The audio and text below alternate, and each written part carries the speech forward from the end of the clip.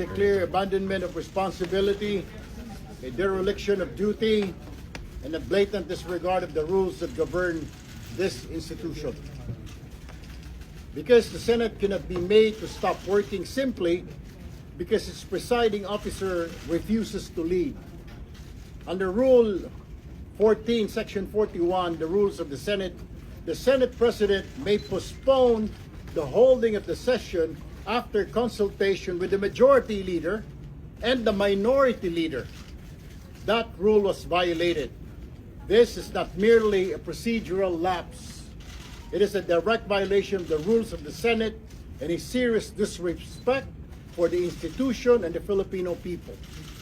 Senate President Alan Peter Cayetano should resign, as he has shown that he cannot function as the leader of the Senate anymore. Thank you.